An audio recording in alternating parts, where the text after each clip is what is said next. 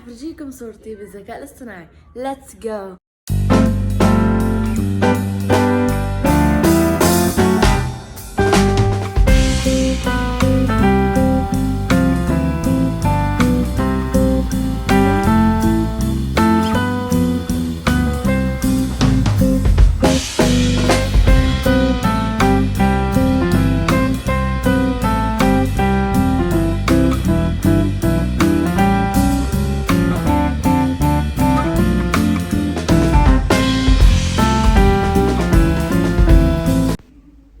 وهلأ راح ننزل تطبيق اللي اسمه تون مي على الابل ستور او جوجل بلاي.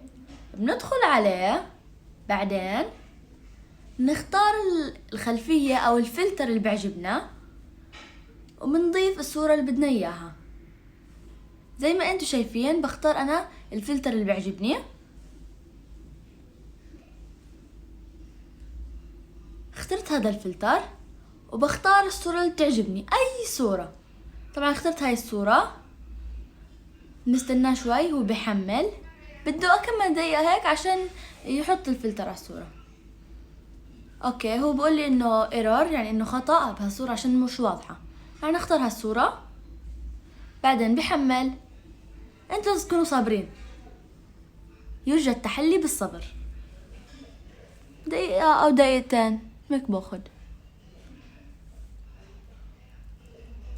يرجى الانتظار من فضلكم. 1 2 3. وهي طلعت الصورة كتير حلوة.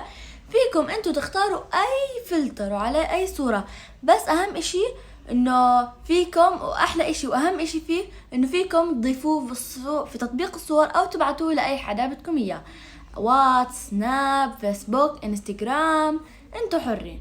وهلا بدي افرجيكم الصور اللي انا عملتها.